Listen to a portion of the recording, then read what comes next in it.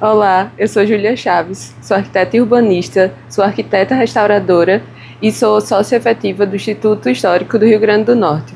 Hoje eu vim falar sobre o papel do patrimônio histórico na sustentabilidade.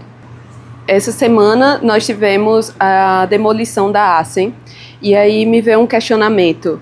Por que a salvaguarda do patrimônio não é considerado um ato de sustentabilidade?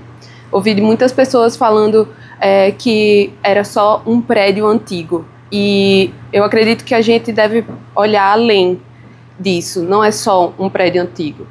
Nós temos que olhar várias coisas, mas também temos que olhar que ali é uma grande quantidade de entulho que vai para a natureza novamente. É uma grande quantidade de desperdício de material. Do ponto de vista econômico, é compatível olhar como derrubar uma edificação que tem uma estrutura e construir uma nova como algo economicamente viável.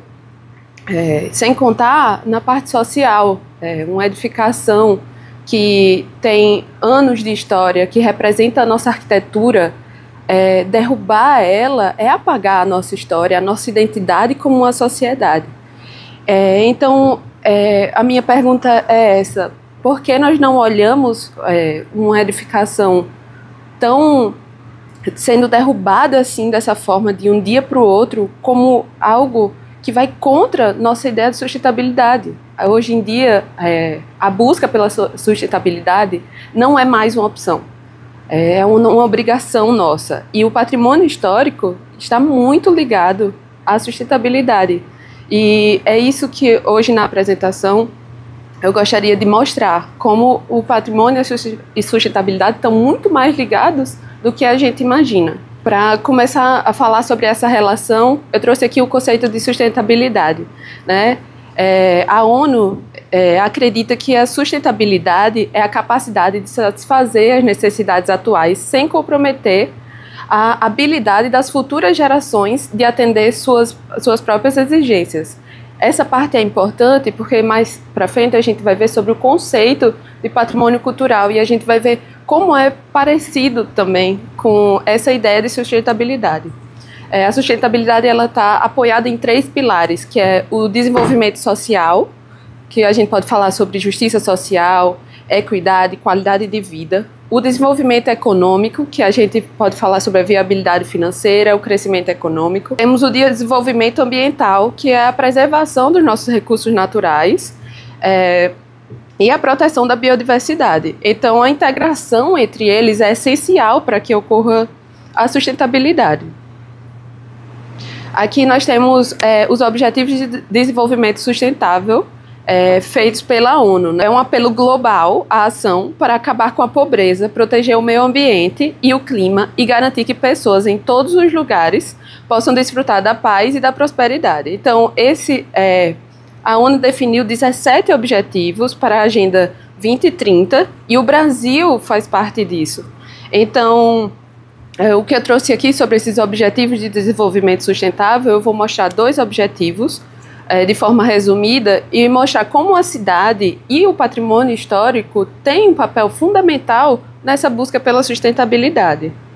Aqui temos a ODS 11, que são cidades e comunidades sustentáveis, que se fala sobre o acesso de todos à habitação, sobre proteger e salvaguardar o patrimônio cultural e natural do mundo como uma parte importante dessa busca por sustentabilidade, o acesso universal a espaços públicos, que também é muito importante, o planejamento nacional e regional de desenvolvimento, construções sustentáveis e resilientes utilizando materiais locais. Nisso aqui a gente pode falar muito sobre o patrimônio histórico. Nós temos edificações que utilizam já esse material local e que elas podem, apesar de estarem em um estado avançado de deterioração, elas podem ser recuperadas com esses materiais locais.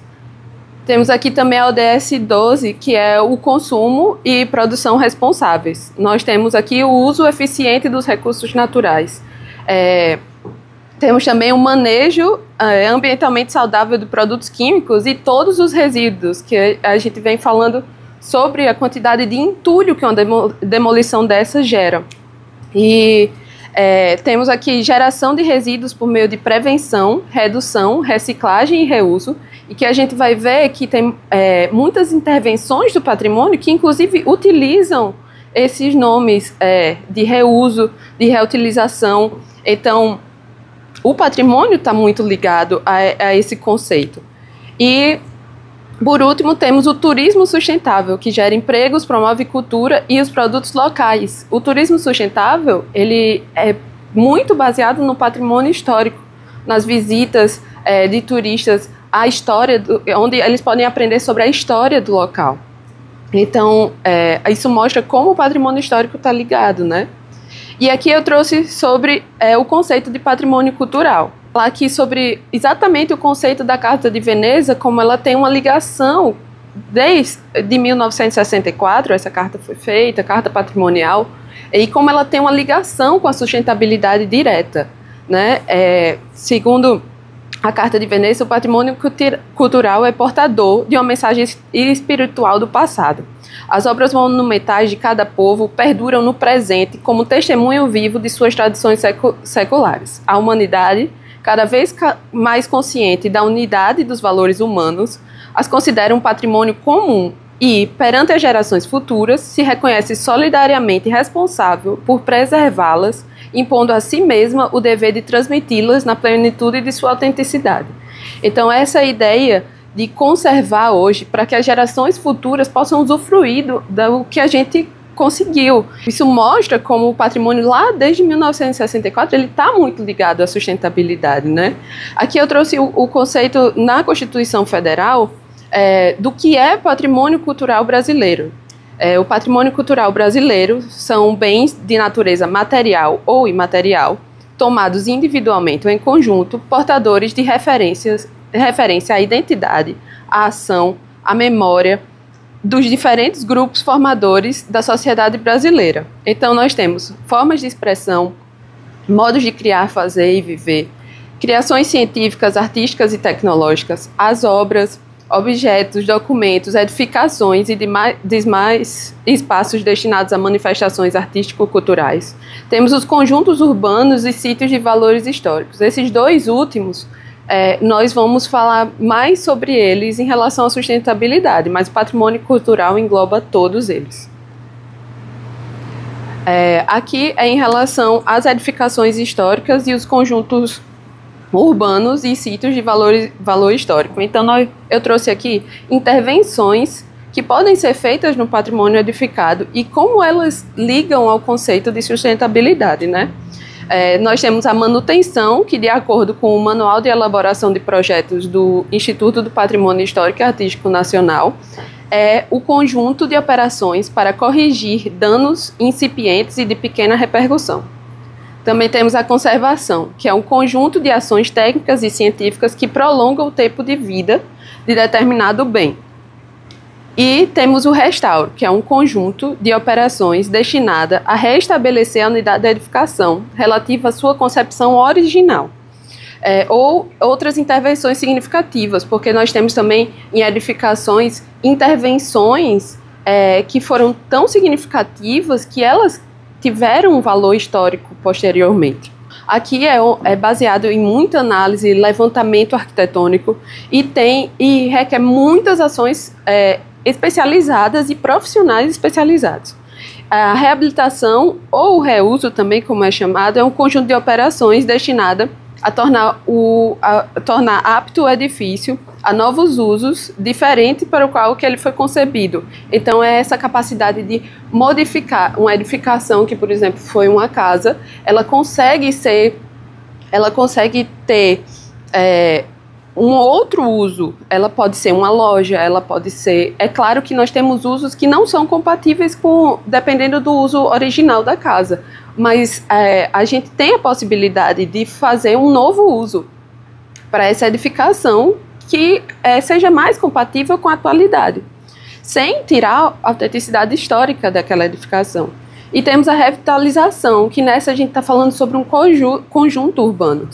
É um conjunto de operações desenvolvidas em áreas urbanas, degradadas ou conjuntos de edificações de valor histórico, de apoio à reabilitação das estruturas sociais, econômicas e culturais locais.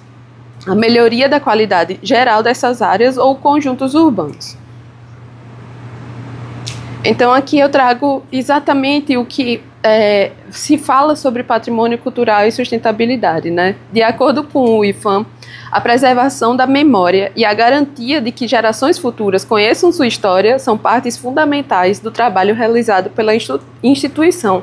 E eles ainda citam outras instituições, como a Unesco e a ONU, e mostram o objetivo dessas instituições, como ele está ligado à sustentabilidade. A gente levar essa história, ou essa edificação, essa arquitetura para o futuro, é uma forma sustentável. Temos aqui a Agenda 21 da Cultura, que foi de 2004, e aqui fala sobre o patrimônio cultural que deve ser preservado como um recurso para o desenvolvimento sustentável. Então, em 2024, a gente já tem essa ligação direta. A preservação do patrimônio está inteiramente ligada com o desenvolvimento sustentável. Aqui a gente tem a recomendação da paisagem urbana histórica, e que fala que o patrimônio urbano não deve ser visto como um obstáculo ao desenvolvimento, mas como um recurso essencial para a construção de cidades mais sustentáveis e humanas. E aí vem, em 2001, aqui no Brasil, o Estatuto da Cidade. Essa lei foi muito importante para o planejamento urbano nas cidades do Brasil. Então, eu trouxe aqui o que é o Estatuto da Cidade, né? É uma legislação que estabelece diretrizes gerais da política urbana, buscando garantir a ordem e o equilíbrio no desenvolvimento urbano, promovendo a gestão democrática, a justa distribuição do ônus e benefícios e, o mais importante, o direito à cidade sustentável. Ele foi um marco no planejamento urbano no Brasil. Então, ele trouxe uma oportunidade de repensar as cidades de forma mais inclusiva e sustentável, priorizando o bem-estar dos cidadãos e a preservação dos recursos naturais para as futuras gerações. Eu trouxe aqui a importância dessa função social da propriedade urbana, que é a base do Estatuto da Cidade, né? Que fala que a propriedade cumpre sua função social quando atende às exigências fundamentais de ordenação da cidade expressas pelo plano diretor, que também foi um instrumento trazido pelo Estatuto da Cidade, que é muito importante, assegurando o atendimento das necessidades dos cidadãos quanto à qualidade de vida, à justiça social e ao desenvolvimento das atividades econômicas. E a gente encontra aqui, nessa função da sociedade, a função social da propriedade urbana, os três pilares: o social, o econômico e o ambiental, que a gente vê na sustentabilidade. E a importância do patrimônio cultural, segundo o Estatuto da Cidade, para a sustentabilidade, é que a política urbana deve garantir a proteção, preservação, recuperação do meio ambiente natural e construído, do patrimônio cultural, histórico, artístico, paisagístico e arqueológico. Então, temos aqui os instrumentos dessa gestão. Como eu já falei sobre o plano diretor, temos outros instrumentos dessa gestão urbana, né?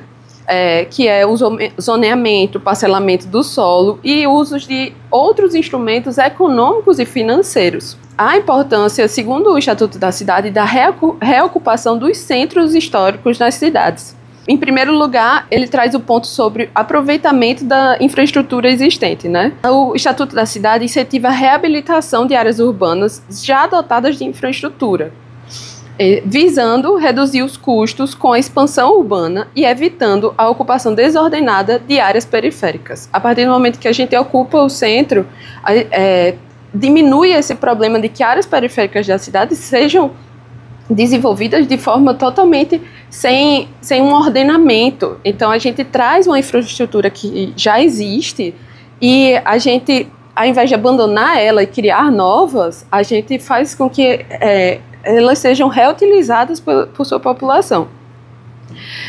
Aqui fala sobre recuperar essas áreas, evita subutilização de redes de transporte, saneamento, energia e serviços públicos já instalados. Outra grande vantagem da reocupação dos centros históricos é o condensamento e adensamento urbano. Essa reocupação promove o uso mais eficiente do solo urbano, priorizando o adensamento em áreas centrais, que foi o que eu falei sobre as áreas periféricas, e, dessa forma, reduz a pressão por expansão horizontal e contribui para cidades mais compactas e sustentáveis.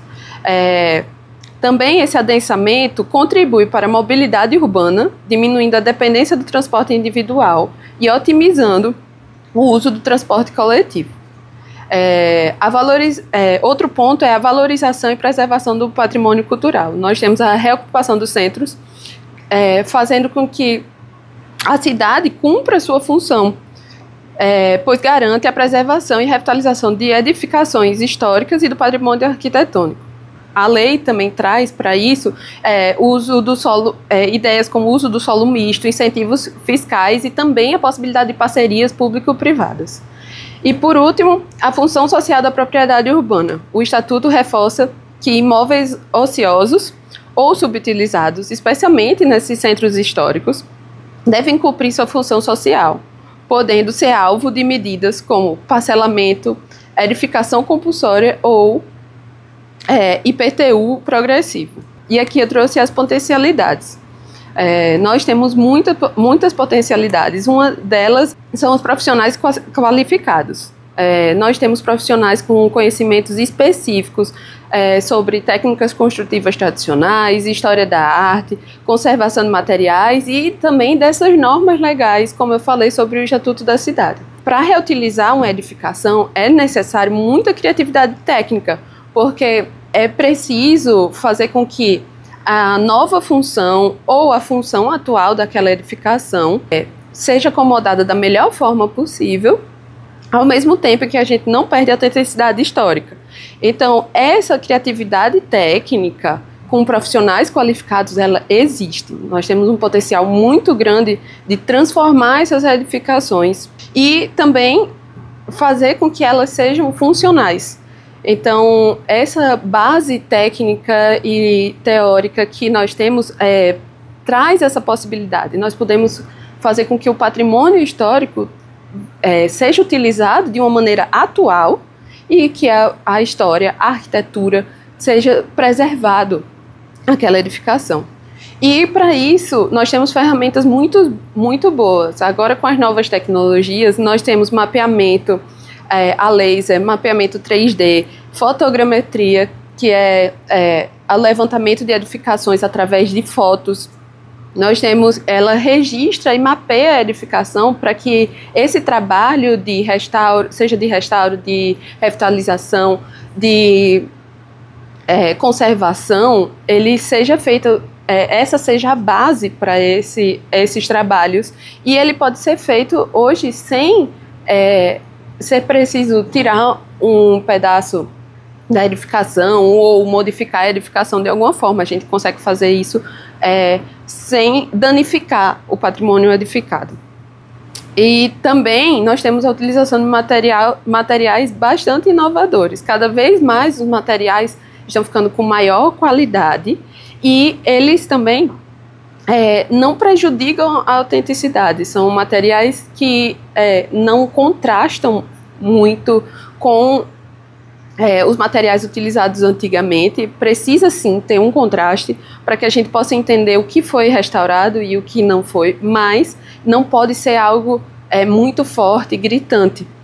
Então, hoje em dia a gente tem materiais que duram muito tempo, que não prejudicam a edificação, como estruturas que podem ser retiradas. Se você quiser colocar estruturas novas, nós temos estruturas leves que podem ser removidas do prédio caso no futuro se ache que aquela intervenção não foi boa e o prédio volta à forma original.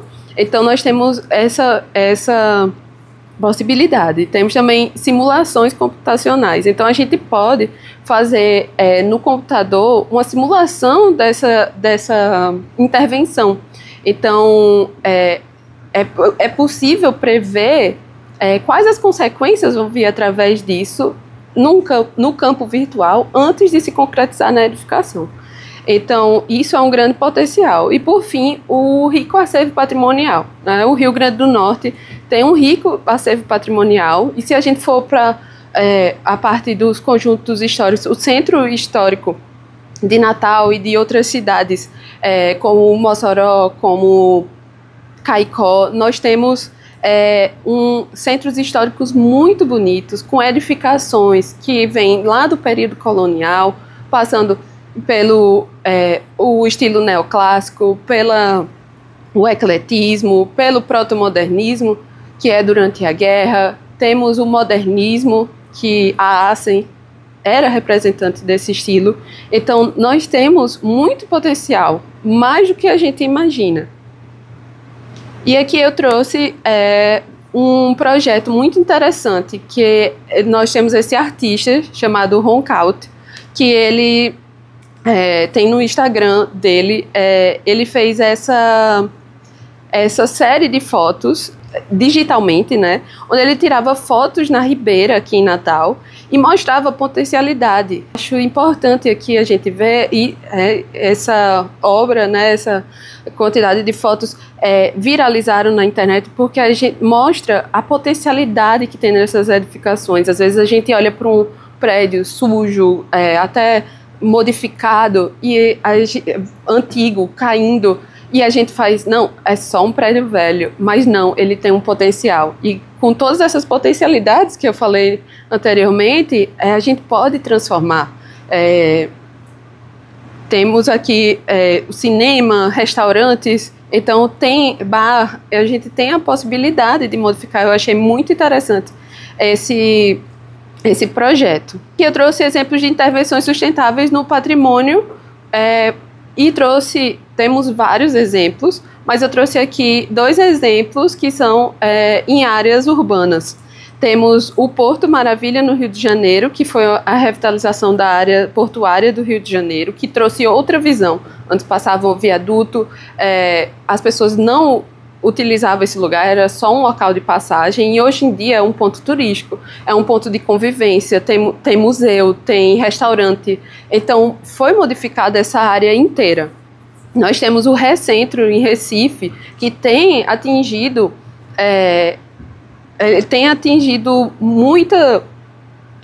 muitos pontos positivos, né?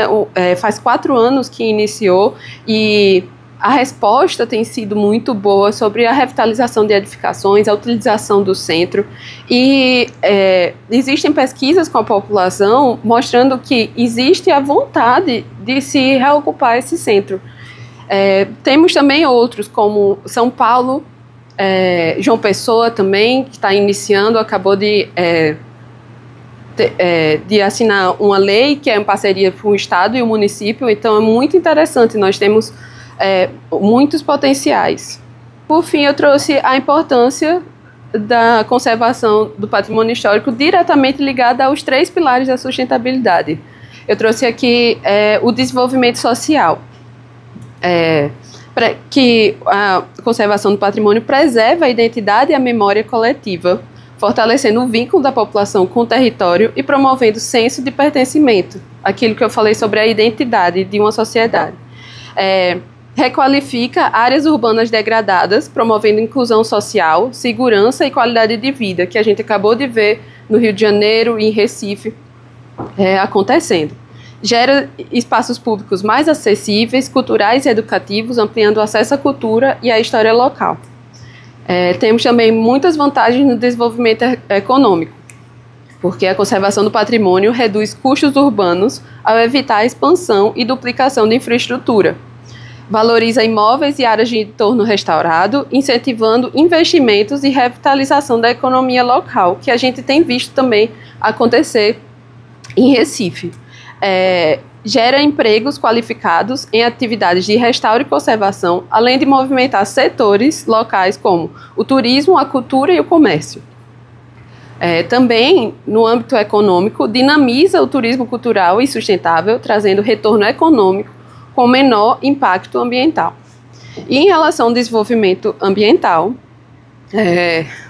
a conservação do patrimônio evita demolições e construção de novas edificações, reduzindo o uso de recursos naturais e geração de resíduos da construção civil, que a gente viu como a demolição dessas edificações não é só uma edificação velha, é muito mais que isso, né? Também no âmbito ambiental, a conservação do patrimônio aproveita a estrutura urbana já existente, Então a gente tem transporte, água, esgoto, energia. E aí a gente evita essa expansão urbana desordenada.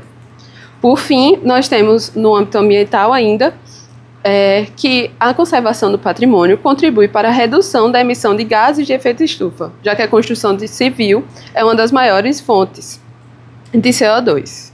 Para concluir, eu trouxe aqui essa mensagem que eu acredito que seja importante, que nós precisamos preservar o nosso patrimônio para alcançarmos a sustentabilidade. Não são conceitos separados.